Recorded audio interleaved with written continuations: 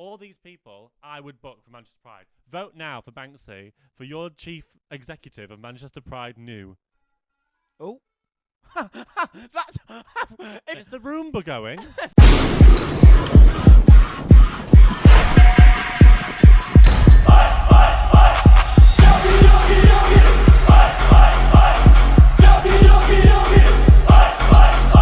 Get ready for this spoonful. Hello everyone, it is Actavia and welcome to another episode of The Spoonful. So, today's guest is a 7-foot supermodel. She's a sexy redhead, she's obsessed with rats, and she's a victim of a big fat robbery. From Drace Race UK5, it is Banksy! Oh my god, I didn't know it was me! Hello. How are you doing? I'm doing great, how are you? Good, I'm good, thank you. This is really weird. Why?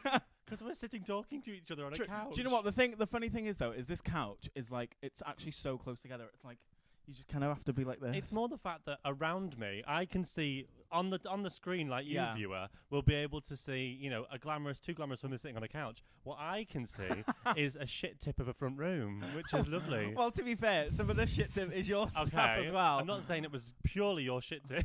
True. But to be fair though, guys, if you've watched more than one episode, you know that some of this is just a hot fucking mess. And also, just a pre-warning before we go into the questions, if you can see my panty that does match Banksy's hair, it's because I couldn't find another one. She's a naughty girl. She wants you to see. I'm a naughty girl with a bad... No, what was Viola's verse?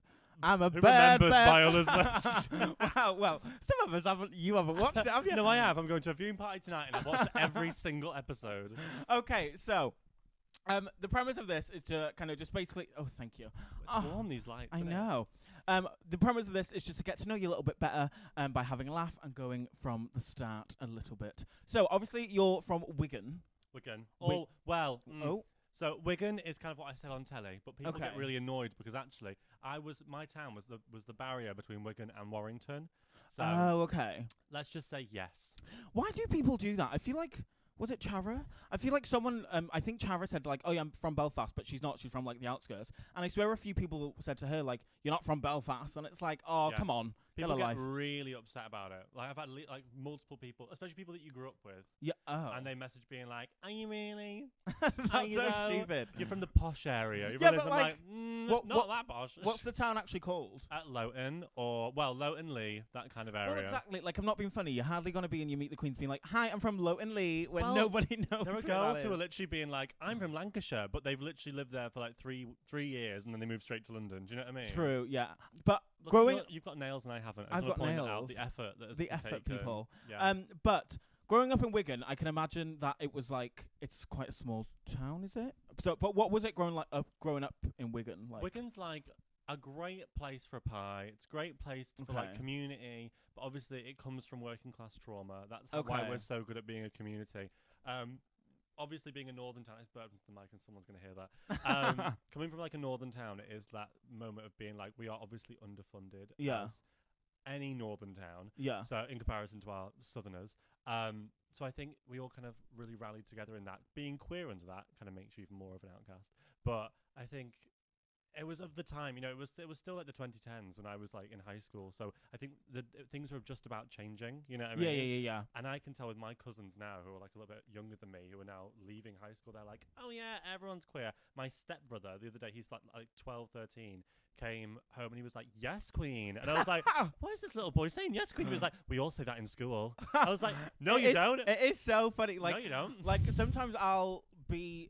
I don't know what I'm trying to reference, but like whether it's TikTok or like you'll just be walking through the street and you can just see like, yeah, like you said, like 13-year-olds, even like boys be like, yes, Slay. queen, slay. Oh my god, Slay. work. And it's like, Yeah, that's what I kept saying. Come on, slay. at one point it's like, I was like, this feels derogative. yeah, this like feels like you're attacking me. there's a part of it that's like, Yeah. let us have something, but then there's Yeah. also like work, like, well, work, slay, Yeah, boots, yeah. mama, hunting. Yeah, I have to go to work and say work. You just have to go to work and type. That's about Exactly. it. Yeah. But what was it like coming out there then, and how old were you when you did that? Oh, I was about. Thing is, I came out to family. Oh my god, good coming out story. Oh, Came out to okay. family, great. Came out to family, it was brilliant. But then I came out to school because I was dating this boy. Okay. It was called Liam Eaton Pendlebury. If he's watching. Liam Hi. E. Pendlebury. Liam Eaton Pendlebury. Oh, that's a mouthful, I isn't know it? he was. No, I'm joking. And I was about 15, and I was like, I'm in love. It's my first boyfriend. Yeah. I'm in so much love. We were not compatible people Okay. whatsoever. But like, it was person that you'd snog at the party Yeah. secretly behind the toilet door, like da da da. And then all the school found out one day, and then everyone was like, gay, gay. Banksy, not my actual. I wasn't called Banksy back then, but you know, Banksy's gay. And then this kid came up to me, gave me a hug, and was like, "I'm so sorry." Wait, Because I was gay. And he was sorry that I was gay. He was like, it my God, must be a horrible thing that you're gay. So I'm going to give you a hug. I thought when you Yeah. said someone came up to you and said, "I'm so sorry," I thought you meant it was like someone that's like Being concerned. being concerned, Yeah, no. sorry that they've spread the rumor, or sorry that people are No. gossiping about you. Well, the But rumor that is horrible. The actual rumor that went round was the fact that I was bumming him in the toilet. I was 15 years old. I was I was this dom top. Okay. And I was bumming this other boy. I wasn't a boy. No, this other boy in the H block toilets, and that was the rumor that was going around. It wasn't the fact that like Banksy's gay. It was the fact that Banksy's been bumming boys in the H block toilets. crazy. Yeah, the real scandal there is apparently that you're the top. Apparently, Oh, the cat is near the stand. the cat- Mooshy! what's the cat called? Moosh. That Stay was my there, you butch. rat. Speaking of rats, what is your obsession with rats? You know what? It's changed. I think Drag Okay. Race is such like it is like a really great time capsule of the time that you were in. Yeah. And I think at that time in my career, I was like, oh, I'm gonna brand myself. I like rats. I love like rodents. Yeah. My mum's terrified of rats, so I think I found some Oh, love in okay. that. And like rats also, the point of like Mischief, which is my club night, is called Mischief. Yeah. And no, it's not a club, it's a cabaret. My cabaret is called Mischief. Yeah. And basically, the whole point of what a mischief is a mischief is a group of rats. And rats have been completely like Oh, okay. misrepresented for the entire of history. They've been said they do carry disease, but they've been made out to be this horrible thing. Yeah. And I feel like rats and the queer community are kind of synonymous in like the way they've been treated. It's like, Love. and I always thought of that as like, oh, the queer community have been treated like rats in society. Yeah. And da-da-da, and like we carry disease, and we're you know promiscuous, and we breed, and we're disgusting, and we live in sewers, and we live in the underground. And da-da-da. Yeah. I always thought of that for like queer people, and actually queer people are much like rats. Are very familial. They're very loving. You know, we have a lot Oh. of connection with our own and that kind of thing. And that's why I kind of see rats. I in love my that. identity. I had no clue because I obviously like I feel like most people know that you have if it's not now, but I know you had like an obsession with rats, but I never knew it was like that, and that's a lovely little. It was also story. like the Banksy rat is like Banksy with a Y, not an IE. Yeah, that yeah. Banksy had like an obsession with rats. And I was like, oh, if I'm gonna brand myself in Oh, certain ways, I'm gonna okay. do a rat. But now I like butterflies. Now that's my new thing. Oh, okay. When did that happen then? Well, I was started making a number for DragCon, my first DragCon. It was about Mm. butterflies, and then I just started doing loads of research on like emperor butterflies. Yeah. And I was like, I think I'm getting emperor butterflies, or emperor penguins. But like, you know the orange butterfly? Yeah. Monarch butterflies, not emperor butterflies. Okay. Monarch butterflies. And I was like, oh my god, I love these. They're so cool. They've got like the idea of a butterfly is so like queer archetype. It's so Yeah. interesting. And then since then, I'm like, oh my god, I need to get like more butterfly shit. I love Well, butterflies. that number is it changes. Bowie, yeah. Such a good number. It's also made by a woman called Something Butterfly. Like that cover was by a girl called Something Oh. Butterfly. And I was like, oh my god, I'm so like, this is so meant to be. It's the only number I fucking do well at the moment. I'm like, all my numbers are great, but like that's the one that like has paid its way. Yeah. And now I need to make some new ones. And also, to be fair, with that number, the costume is like gorgeous. So Thank it's you, like, why not? Belladonnis. Thank you. Belladonnis. So speaking of mischief, then mischief, yeah, Mischief, like not because it's a double mischief. S. Yeah. Oh yeah, Yes. mischief. That's the one. You obviously started that in about 2020. Is that right? No. We started it in lockdown. Yeah. Yeah. So, Would have been. which for those of you who don't know, it Lockdown was like, this horrible thing that happened. No, not lockdown, you daft bitch. So obviously, Mischief was like cabaret shows and things like that, but Yeah. now that's kind of moved on to Club Rap Productions. What made you want to go into the venture of like producing and things like that? Well, I've always wait. If I give you the story of Yeah, Mischief, you that's do really it, good. you do So Mischief was a night. It was a club night that we started at Hatch. I don't know if you remember Hatch on Oxford Road. But it was this underground like, little marketplace. And they had a Okay. stage, and we were like, we're gonna put a club night on there. We're gonna put a cabaret on there, and we did it. And the first we did in the middle of lockdown. On the when we started to open up the doors a little bit, and people were allowed to go watch shows. Yeah. And I'll go through, and Penny was there, and Sam was there, and all these people were there. And my amazing friend Grace Smith, because it was lockdown, we were just so excited to be out and be Yeah. performing. She got amazing trans entertainer. She got completely naked. on the stage and poured a pint down herself. Love. And because obviously at that time the police were like so much more on it with their licensing stuff and like making sure people were doing the right thing. Licensing came in, they said, we've seen a video of nudity in your thing, you've not got a sex license, da, da, da, da. And since then I've had to research all the licensing issues. And they checked the CCTV and they were like, shut 6 weeks.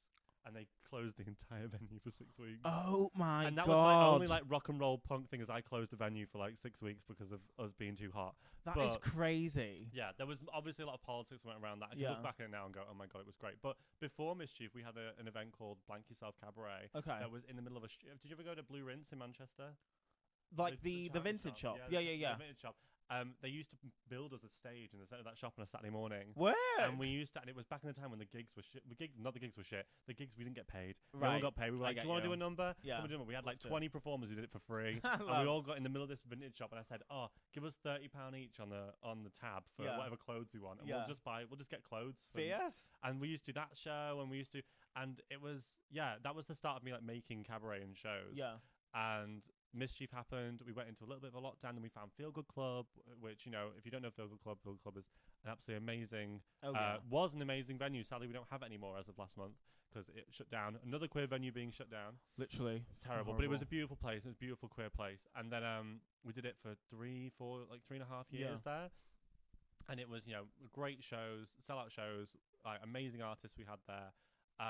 Really sad when we lost it, and now after we lost it, I was like, I think this is the time that I need to think about broadening, because while all this was happening, I was just being like, people messaged me and be like, can you put on 5 queens for the Ivy for their Pride show, or can you like fly out some queens for us to use in London, or like da-da-da.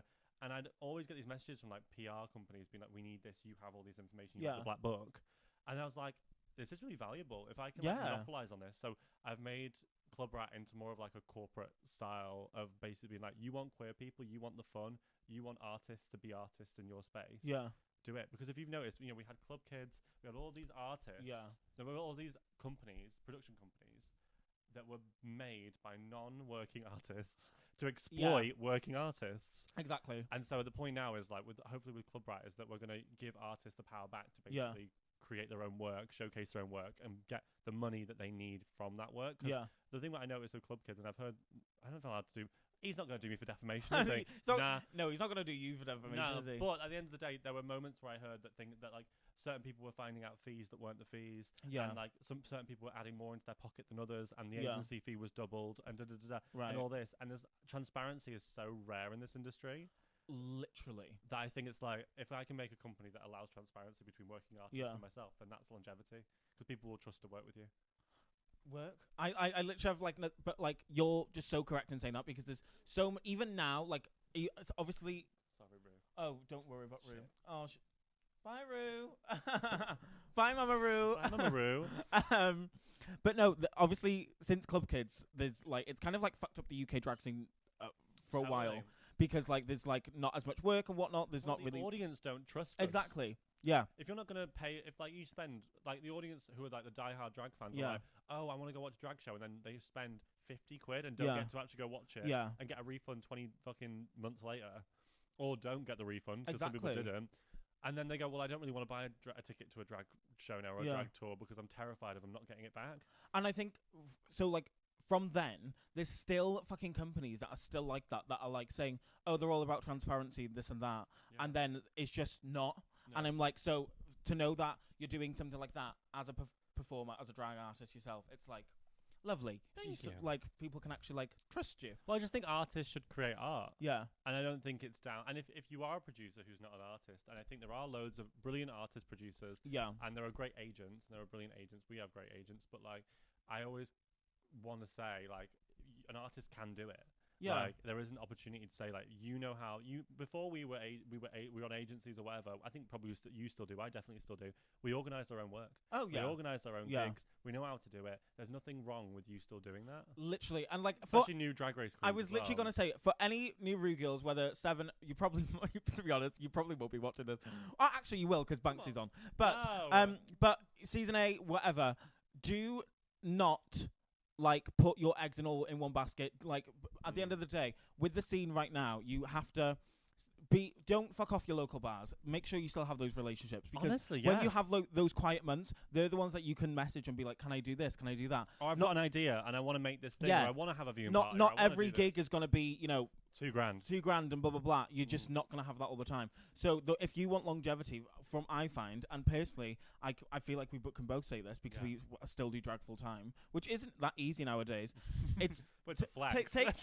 well, yeah, take the advice, because honestly, it's like you just kind of have to do what you can. There's nothing wrong at all with still doing your local bars after Drag Race and stuff like that. What's that? Oh, that's just like Is that just okay? yeah.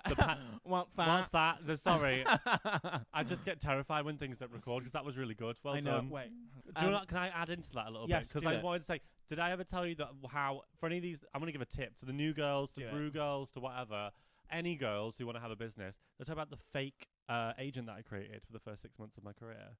When I got on Drag No. Race, I had no agent, and I was like, you know what?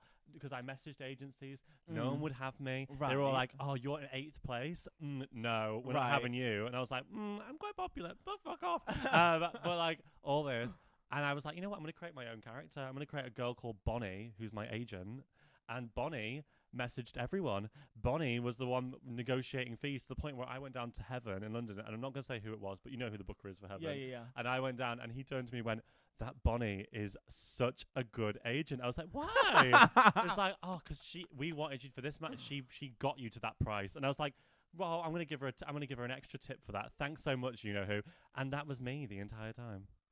That is actually like genius. Be your own agent. That is actually like, I've never heard anything so genius in my That's life. business, babe. Yeah, but no, it's such a good idea though, because like for me personally, I still struggle with this now. But like sometimes I'll be offered a gig that doesn't go through my management. Negotiating's Yeah, hard, yeah. and like I feel like I'm struggle with like how much I should charge. Blah, The blah, blah. imposter syndrome. Yeah, the imposter syndrome. Also, yeah. if I charge too high, they're just gonna ignore me and I not get the gig because I'd rather not that happen. Yeah. So that is literally such a genius thing to do. Well, it's just fun to be like, hi, I'm Banksy's agent, and da-da-da, and you know what? I think that within their ballpark, it'd be around about this figure. Yeah. Because if you said that, they'd be like, Banksy's asking for too much money. Where Exactly. It's like, Bonnie's like, They can slag off Bonnie. Also, create a fun name like Jacinta. Like, you know, Jacinta's a right ball ache. Honestly, like I've been to gigs before and gone, Bonnie is a ball breaker. Honestly, she just tries to get that feeling that she's good at her job. I know she's just. I'm really lucky to have her. She's got no other girls on book. Like I fucking really milked that shit. That is the campus shit ever. Yeah, I want to bring her back. do it. I'm about to change her name now. I'll do one called Anne Clyde. Yeah. Oh my God, it's all Bonnie and Clyde running Bonnie the and Clyde. scene. Yeah. Yeah, Bonnie and Clyde is our manager. We've tangented so fast. No, I love it though. But ADHD. I was going to speak about it down the line. But speaking of like bookers and things like that, the only reason I bring it up to you is because you've obviously been like really affected by it and you've been really vocal about it.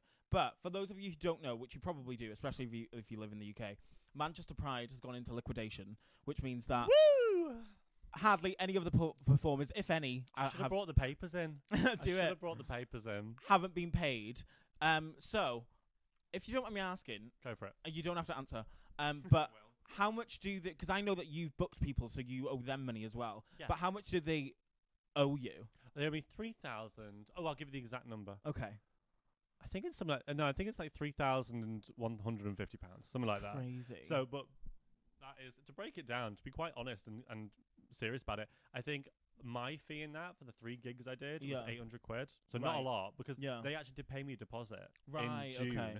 So they paid me half deposit, and then I was getting my other half deposit now.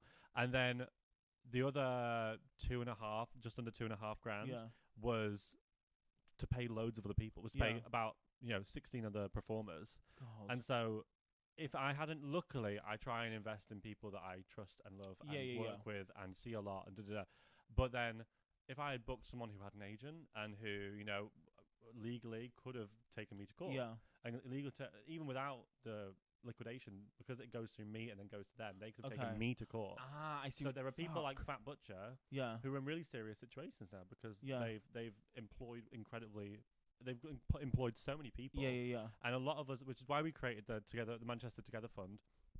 Oh fuck! You're not going to get the exact name. So the Manchester Pride 2025 Together for Creatives Fund. Yeah. And myself, Nathaniel J. Hall, Black Noir, through Huss, Lucky Roy Singh, who's incredible, and Fat Butcher. and myself, we created this incredible fund together. We're hopefully going to be able to raise. We need to raise 50k to be able to pay everybody, because Right. that's not just including the performers and the drag queens. That's including the security staff, the tech staff. Crazy. We're obviously not going to pay out bloody the warehouse project, for the rental, but there are people who really put their time and effort into creating graphics, to being artists in the city, and to be people who provided a service and aren't going to be able to get paid. And I think it is really hard to think that, because I always have to say that the people that you saw, you worked at Manchester Pride this year, obviously. People that you saw as your direct contacts, they are just in the exact same boat as that you are at the moment. And people don't recognise that. They think, these people that worked at Pride, they knew all this and they screwed me and da-da-da. It's not the case. I've been speaking to a lot of people who were employees at Manchester Pride, and they're having the hardest time. And, we have all those issues. There are people who are over a certain pay bracket, particularly the trustees, and you can find out who they are. But those people made that decision to liquidate. Those people made that decision to use us as a gamble for this year. Didn't have the budget, didn't have the fees. We're gambling on the Mardi Gras stages to make the money to be able to pay us, and I think that isn't good business. You don't spend what you ain't got. You know what I mean? I just think it's like absolutely crazy, and like especially with Manchester Pride, it's like so expensive for tickets nowadays. Obviously this year was the first one where it was at like the warehouse project, and like from what I'd seen, I didn't actually go to that section of it. No, I was there. Was it alright? Horrible. Oh yeah, like horrible. It looked so dead, and it's just like it's so crazy. But terribly marketed. It was terribly planned. They knew people's concerns about putting something more grand on. It should have been kept towards the village. The Alan Turing stage was brilliant this year. The programming they had there was brilliant. The people who did program it were incredible. And I think a lot of stuff could have been kept to there. And the biggest turmoil now since Pride's ended is the question of who's going to take it on. Well, I was just going to say to you, because I think you're a bit more like I'm in the chats. And you're in the chats and everything. What do you think will happen when it comes to Manchester Pride? Because obviously Manchester Pride is one of the biggest in the UK. Yeah. I don't think it will be the biggest in the UK anymore. I think Brighton's going to take over. I think the issue is that the people who booked the bookers for Brighton, what the story goes is that the people who booked Brighton booked Kylie Minogue. Yeah. And that was a couple of years ago now, between 5 and 10 years ago.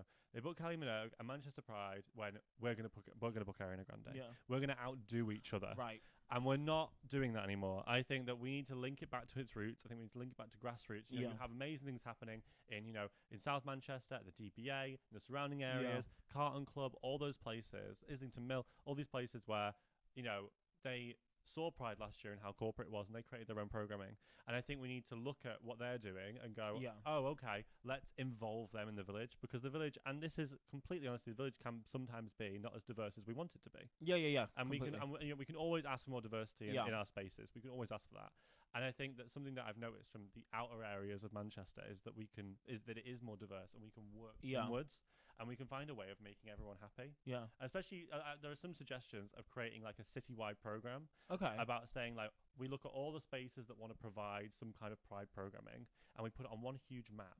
And we say, you have the option to go anywhere. It's not just located in the village. It's everywhere in the city. Amazing. Yeah. And I think that's more important, is if we look at the fact that the village doesn't have a monopoly over Pride. No. But it is important for Pride. And it's important to have our areas. Completely. And I think exactly what you're saying. I think it's like such a competition of like trying to get these big artists spend thousands. Like, to be honest, maybe I'd be happy with Danny Beard. Maybe I'm speaking. Well, Danny Beard again. Danny Beard again. Sing. Sing. What's Danny Beard's favourite kitchen noise? King. Because I'm too messy. Love you, Danny Beard. I adore you.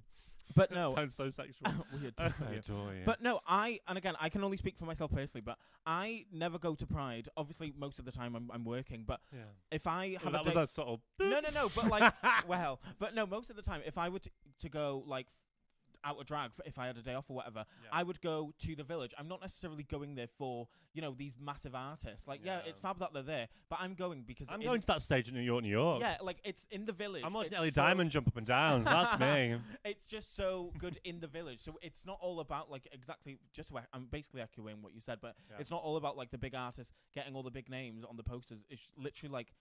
Everyone that goes to Manchester Pride is just a good time because of that anyway. But you could also, what's saying that you can't put, like, Kesha on the Alan Turing stage? Yeah, exactly. You know what I mean? What's saying you can't have that? What's saying you can't go to people and say, oh, you know what, actually, it's a Pride. You don't need to make tens of hundreds of thousands of pounds. You're a queer artist, supposedly, like, you know. also it's about having fresh new eyes on something.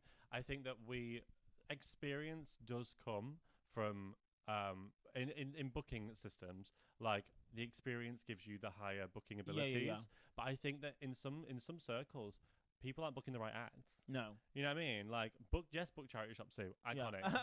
We love you. Icon. Love you, Sue. But, like, where are, like, those acts that are, like, the underground people? Where are the people that, like, are the fresh, new? Where's Pink Pantheress? Where's these people that are, like... Literally. Like, fresh underground people that we're, like... Well, she's not underground anymore, but obviously. Yeah. Like, where are those, like, fresh acts that people aren't thinking about? Do you know what I mean? No, I completely get what you mean, because I feel like when it comes to, like, prides, gays, whatever, they specifically think of, like...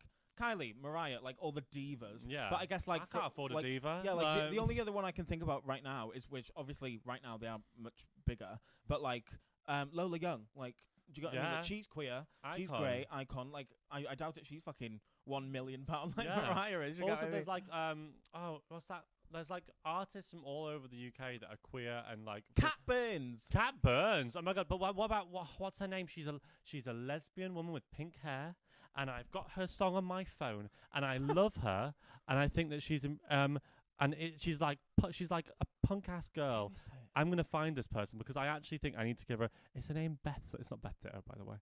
I'm gonna find this person because I think that they're really interesting. Oh, is it this person? Please say it's this. It is Beth McCarthy from London. Okay. She has a song called like Goodbye, and she's a lesbian, or she's a bisexual woman, or a pansexual woman. Okay. Or a pansexual femme. I'm going to use that word specifically. But she is like hot as fuck, and is an up and comer in my opinion. Yeah. And should be focused more at prides. I think she should be sick of it. Or like Jasmine Fati, like a trans artist who needs to be like who has done an amazing job doing a UK tour. She's just done a bloody American tour. Why have we not booked her for Manchester Pride? She's a Manchester local. I'm like, all these people I would book for Manchester Pride. Vote now for Banksy for your chief executive of Manchester Pride New. Oh. That's if you could hear, you might not be able to hear it because of the mics, but I will stop it in a minute. Is the Roomba going? So I have a Roomba, which if you don't know is like an automatic Hoover. Did you pay for it? I didn't. It's my flatmate's. Oh, but as soon as you went vote for Banksy, it went like the newscast. It's like the start of Traitors. Let me go put it off. Okay, so moving on to, of course, Drag Race UK. Because, which you do have a viewing party, so if this does seem rushed, everyone, I do apologise. But suck your mum. I've got half an hour. Well, so you need to be there. No, but we started 20 minutes ago. I've got another 20 minutes. We've done so much. Fair enough. But I'll chat loads. How many times did you audition for Drag Race? Every time. Did you? Yeah, so I did 5 tapes, and I got on my 5th. And I literally, people have been doing those videos where they're like, tips for getting on Drag Race. Yeah. I have some solid tips. Yeah. To get through on that tape, because first year my sound was terrible. I didn't know how to use mics. Look at this. Well, neither did I. But look at the microphones. That's posh. Imagine that on your Drag Race tape. Hello, it's me. I'm gonna sing you a song. But then second year I fixed the sound, but the lighting was terrible, and it was it all went. I was trying to be too techie. Do you know what I mean? Yeah. And then techie and clocky. Yeah, it was the way. And then the third year I got a drone. A drone? So I was getting so annoyed by the third year that I paid someone to produce my tape. Sorry, that is crazy. I know. I was like, they were a film student. I was like, I'll give you 300 quid. Just make my tape for me. I can't be arsed. And I'm a film student, so it's like I was a filmmaking production student in uni at the time. And I was like, I knew how to edit, I knew how to light, I knew all these things. Did not know how to make my tape. So I gave someone else the opportunity to do it. They did it. And it was too high tech. You should release that. I want to release all of them. Literally do it. Because it's, you know what? For all the people that every year they say, I don't want to do a tape. I don't want to do a tape. I love the fact that I did a tape every year. I love the fact that I've got time capsules of all of my drag for 5 years. That's How fab. gorgeous is that? And then I was like, I'm going to do one for 6. I'm going to do it. No. But then by the 4th, I was like, I'm feeling it now. Okay. I think that it was who was on. Yeah. Like, Cheds was on. I couldn't have gone on with Cheds. We're too close familiarly. It would never have worked. And then, but by 5, I was so frustrated. And I was kind of in like a renaissance era of like feeling myself, feeling really good. And I went, you know what? I'm gonna get my Google phone, my Google Pixel. I'm gonna put it on my mirror. I'm gonna do everything on it. And I sat there one day doing my face. I was like, I'm just gonna do my interview. I'm just gonna do this. I did my tape. I filmed it in about a day and a half. That's what you need to do. And it was 15 minutes back in those days. It was long. Oh my And we had to do God. like 2 lip syncs. We had to do 8 looks. We had to do 4 minutes of interview. We had to do 2 lip syncs. We had to do 2 snatch games, and we had to do 2 improvised scenes. So like there was a lot to our takes. Yeah. And I was just like, fuck, I'm gonna change, do loads of changes. I'm gonna keep the same face on. I did like really alternative. I had fun with it, and I was really honest. Good. Like, the most honest I've ever been. Because at the end of the day, they want to know who you are. But Exactly. also, you can't be a Drag Race person to them, because Yeah. I feel like if you are, you're not going to go very far. I No. mean, I didn't go very far, but I feel like still to this day, I do feel like I could have been very far. If that in an alternate universe, that lip sync was really interchangeable. Yeah. I feel like if I got it, I would have had the same trajectory as Dee Dee. Dee Dee got it, and she had the same trajectory. No, Do you know what I mean? completely agree. I feel like because minus that challenge, which again I feel like with Rusicals nobody ever really does that bad. It's No, always we just a were all case of, quite. like, It was also like all the comments I got about my musical were basically you weren't in it enough.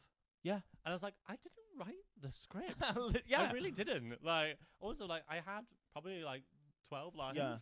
And besides that one like challenge where you did unfortunately land in the top 2, the bottom two, sorry.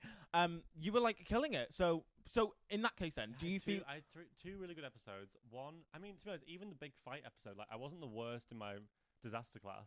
Well, do you have a question? Oh, sorry. Am I jumping? No.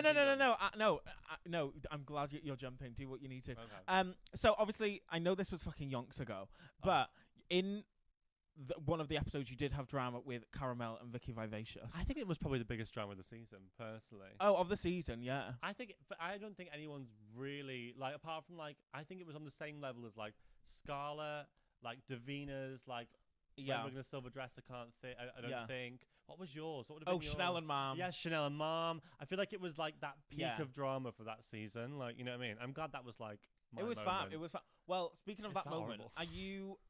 what is your relationship like with the 2 of them now? Oh, so different. Remember, Yeah. it was Exactly, Is I it know. 2-3 years ago now? Yeah. Maybe 2.5 years ago. I don't know when we filmed. Yeah. But we filmed in the January. Can I release that? I'm off Yeah, contract. everyone I can do what I everyone like. knows that. Everyone knows. But yeah, since then, like, me and Cara have had like plenty of nights out. Yeah. We've had oysters together. We've had lovely times. Ooh. It's been great. Sexual prerogatives. Fancy girl. Girls. And but then she's doing her own thing now. Yeah. She's back in America, having a great time there. Does she live there now? She's she's American, isn't she? So Well, she's, yeah, I knew that, and I she's seen that she traveling was. back and forth. She's got family there. I seen that she was doing a gig in, I think it was DC, and I was like, oh, Yeah. I was like, gorgeous. Well, I'm not gonna lie. I do think that we're incredibly satirized country, and if you have the ability to go to somewhere else and be the girl who was on UK Drag Yeah. Race in another country, I went Bloody to do it. Australia and was like, I'm the UK Drag Race girl in Australia. Are you gonna go? I'm going to go, whether I die. I've been speaking to Max, the drag queen. I we love you, Max. We love you, Max. You're what a like the sweetheart. sweetest little angel. I would like the thought of going to Australia is amazing, but then It's the the most thought of beautiful like place in the world. the thought of like doing like a duet with Max is like I will A do proper it. dance number as well. Yeah, literally, I will Yeah. do it. I will Well, be if you there want the one day. contacts, I have a big sheet. I will be there one day. But yeah. So then with Vicky, like me and Vicky have seen each other since. It is like I wish the very best for her. Yeah. She's doing her own stuff. She's working on her own career. Like, I'm happy that she's got her own stuff. Sorry, I'm laughing. Whenever I think about Vicky, all I can think about is Samara Thomas's confessional going, Vicky. That's all I can ever think of. You know what? That is the one person who I wish the world of is Tamara Thomas. She love is one her. of the most kind, nice. Like, she looks like a mob wife who could rip your face off, but she literally will talk to anyone. She is, she's such a good time. She's my pick for like a global. Oh, as well, yeah. like- So I did the Work the World pre-show with her, and I think that was the first time I'd actually worked with her.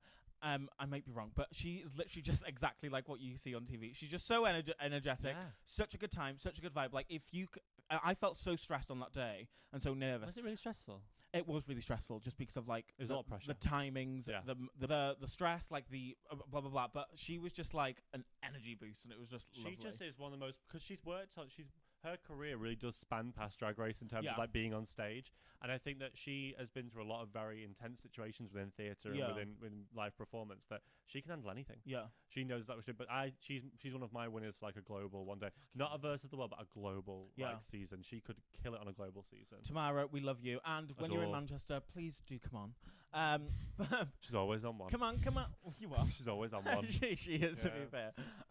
What was I going to say? Wait, let me check. Do you know what? I love it when I write these cards down and I'm like, go on a complete and we just go on a complete tangent. I love it. And then we were talking about the big fight, weren't we? Oh yeah, but yeah. So you're all good with them then? I'm good with them, but also I do think that Drag Race puts you in those situations. Do you know what I mean? If I ever went back, I'd understand now. No, yeah. Because I was so, I was 22, 23. You were obviously younger, Jesus Christ. But like, I was very naive to the whole experience. Yeah. I think that going back now, I would understand how production works. I agree. Would you go back? Gotcha. Would you have a preference? Well, they of get more money now. True. Would you have a preference of which type of thingy to go back to? All right, I think when someone asks you to go on, and gives you an opportunity, I don't think I'd put my nose about anything, to be honest. Yeah. So yeah, I wouldn't put my nose about anything. I think that the fact that you get asked is a really good privilege, Yeah, especially yeah. with such a saturated amount of queens that we've got. Exactly. You get asked, but yeah, good for you. Yeah, do it. Yeah. What was I going to say? Oh, but no, I totally agree because I'm kind of the same. But I think going back, because I was so like not even naive, I was just like happy to be there. Naive. Naive, I guess. But now because I'm like, okay, I understand how things work a bit more. I feel like that would.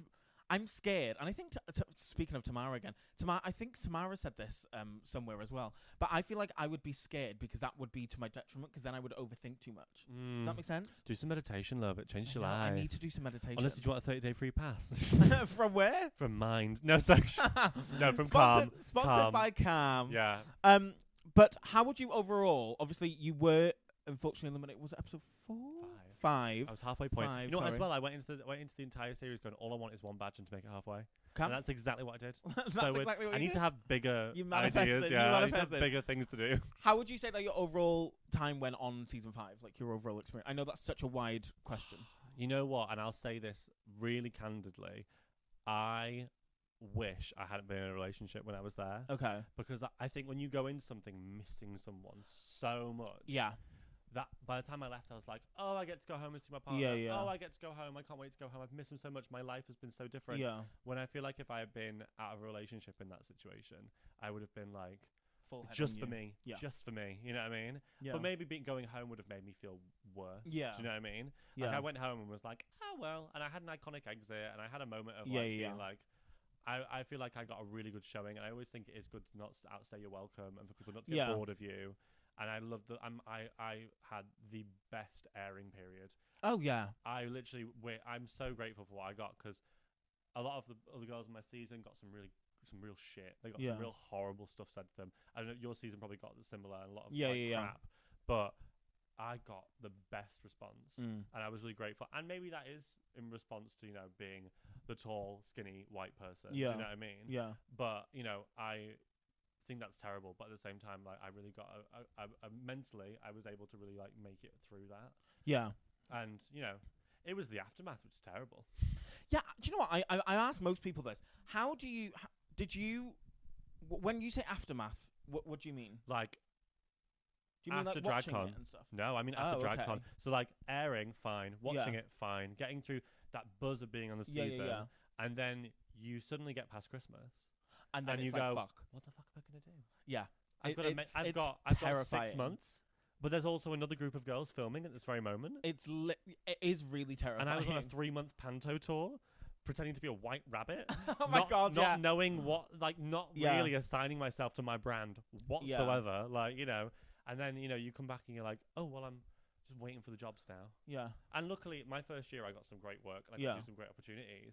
But then, once the new season happens, you have to go through a whole, like, I don't know if you're going through right now. No. You go through a weird mourning period where like, you go like, oh, this has been really hard. Yeah. Like earlier this year, I've spoken about it very briefly online. But like earlier this year, like April, June, I was literally like to the point where I was like, I hate drag. Putting on like the foundations, like I was like fuming. I was like, I don't want to fucking do it. I hate it. But then I kind of started this, and then I had like a bit of a quieter time, and then I was just like, right, why do I do drag? I need to stop worrying about what other people think.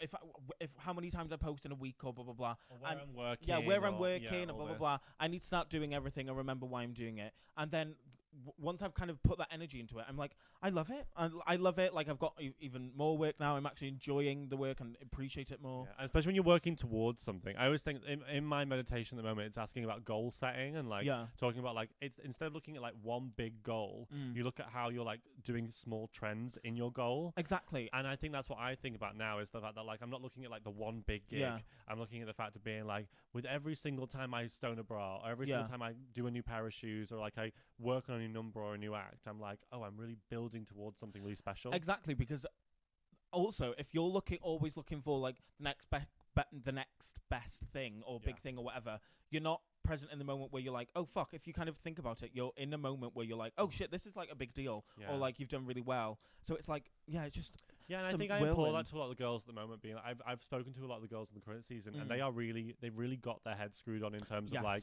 being like they're really getting the most out of this experience. I think that if I went back, I'd probably I'd hire like a social media person and be like, oh my god, just make me some videos, follow me around, like oh yeah, it's so hard to keep that up when you are an entertainer. Like, you know, we're both entertainers, and you've got to have this new like string to your bow, which is like social media. So weird. It is crazy. I tried to bleach my eyebrows on camera today to be like, that's a real me bleaching my eyebrows. The teaching me what to bleach, and I did it. I was like, this is terrible. Fair enough. This is horrible. But you do have a viewing party to go to, so I do want to play one very quick game with you. So I won't play the Spoonful of Truth, but what I will do is play a new game, which is called Tea, Toast, or Roast. And Roast. So tea is, I'm going to give you 3 names, and you need to choose which category to put them in. So tea is you spill tea about them, a story, something like that, just something fun about them. Okay. Toast, where you praise them, give them their 10s, and then roast them, where you can read them or just say something horrible. So the list I've made you is Lil, Kate Butch, and Ginger Johnson. Oh, okay. Tea. Okay. We'll do Ginger Johnson. Okay. So Ginger Johnson collects miniature horses. Did you know that? She collects what? She collects miniature horses. Why? So if you go into her house, she has 2 beautiful cats, but on the mantle, she has a collection of toy horses. Oh my god. And so if you ever want to get Ginger Johnson a gift, it's a miniature horse, but it has to be like you know, they're like flocked. Yeah. You know, like they're not plastic. They've got like a weird fuzzy foam, like a fuzzy covering over them, and they're like real horses but tiny. And she has like 50 of them. She collects like miniature horses. Oh my god, interesting. I think that's the sign of a psychopath, but she would also agree. On MasterChef this week, by the way. Oh my god, tune into Ginger Johnson's on MasterChef. You should watch that. Well, hopefully by the time that this has come out, she's still there. Because how long does MasterChef go on? I think it goes on for like 12 weeks. Well, in that case, I think it's like past Christmas. In that case, if you haven't watched it and she's been eliminated, go tune in. If she's still in, catch up and carry on watching. She's a very good chef. I've had her creamy buns before. Ooh, she's a very good I love chef. a creamy bun. That's the tea. Okay, what's your toast? Toast. I think I'll toast Lil. Okay. Incredible artist, incredible creative, has an amazing work ethic. Yeah. Is constantly making new art all the time, and so great person. Stunning. Yeah. And your roast? Roast Kate Butch, obviously. Well, yes. You know what? And I sit here and I could say that I'm not that mean to roast someone, but also I did say, what did I say that never got aired on Drag Race? It was something like, what was it? It was like Kate Butch, a face only a mother would love to hit with a baseball bat. That was the one. God. Yeah. And that was my read for Kate Butch. But that's funny. But she also, I mean, Kate's doing very well at the I moment. love Kate. We love Kate, the funny lady. Funny lady. I think I've only met Kate like once, and it was at Lucky. And I remember Kate was just one of those people where like dressed as Shrek. Probably. I could just like. Because we obviously all have that like night where everyone kind of like mingles and shit. We have the night at the Hilton. Yeah. That's the most upsetting thing I'm going to miss about this year. I know. I'm sorry. Breaking news. There's no fucking DragCon. Okay. Anyone who's not telling you that it might come, it's not happening. It ain't happening, babe. There's no DragCon UK this year, and that's what I really miss. I know. I've loved the last 2 years of going to DragCon because it's been so nice to be like, you're sitting in a room with everyone from your career. It felt like I was on a school trip. It felt like we were all having the best time. We'd all sneak into each other's like hotels. Do you know what? DragCon though was like such a crazy thing because I remember it's obviously so tough, and it was really stressful. That was my first and only time. And then I remember some of us went to Priyanka's show because she did a show. Yeah, Heaven, right? Yeah. No, Clapham Grand. Yeah. Clapham Grand. or somewhere. And then I remember watching it, and I got a little bit drunk, and I remember she started doing "Coming On, Coming Through For You," and I remember literally just I'm going, Lemon. I remember literally there going, being like this, like crying, and then like Charanol was like, "What's wrong with you?" And I was like, "The last time I seen Priyanka live, she did this song was Club Kids, at a Club Kids tour, and I used to dream of what I have now." And it was like such a sweet That's moment. so It is sweet, but nice. I was like, Jesus Christ, it really did turn my emotions upside down. Honestly, and a lovely way of saying about DragCon is like DragCon for what it was. We were all knackered. Yeah. Some of us didn't make the most money, whatever. Like, you know, Yeah. I did, but no, just no kidding. So, but like, you know, it was hard. It was a hard slog. Yeah. And like, you worked really fucking hard. Yeah. And then, but then to go and like my mum would work my DragCon booth every Cute. year. And she'd never seen me perform live. She Oh. never knew what I did for a living. She knew what I did for a living, but she never Yeah. interacted with it in the same way. I see you. And but then her first time she watched me on stage was on DragCon. She was in tears. She was like, "Never." I've been working for like 8 years. She's never seen me on stage. Oh my God. And like all those moments, those first times were there. And she was able to be like, people would come up to her and be like, "You're an amazing mother because you've taken care of a queer child." And she clicked for her like.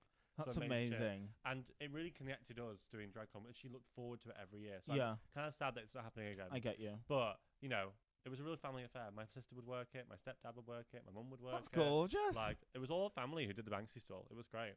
And also it was just nice to be like, I've got a queue. You remember Yeah, when you had a exactly. queue and be like, oh, they Wow. like me. They really like me. And now you've got to find out from likes if they really like I you know, or not. which just the algorithm shocking. But before we go, do you have anything you want to plug? What do I want to plug? Oh, okay. If All any your socials. Socials at the real Banksy with an IE. Why? Because I said so. So at the real BANKSIE, and that's on Instagram. That's on TikTok, and I use Twitter, but mainly for porn. So you know, don't follow me there. And then sex positive, and the rest. And then. Oh, if any of you homosexuals and LGBTQIA+ people are going to Homoblock this year, we have the Banksy X Runway show, which is going to be, I think I can reveal it now. It's like main stage in front of 40,000 people at the 9 p.m. slot.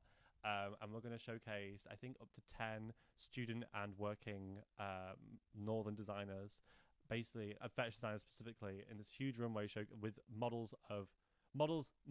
that. With the models being models who are like working within the community. Fab. And yeah, it's going to be massive, and it's right before, and it's basically with a changeover between Animatronic from Scissor Sisters and Slater, so it's going to be right between the two. So if you see Slater on the list, go 50 minutes before and you get to see an amazing runway show that's going to be curated. Amazing. Well, I will be there. Yeah. But for you lovely lot at home, whether you're listening, watching, I do really appreciate it. So thank you so much for tuning in to another episode of The Spoonful. Thank you. And until next time, please give me a like, comment, subscribe, follow myself on socials as well, Actavia. You'll probably find it because there's nothing else like it. But thank you, and until the next time, bye. Good night.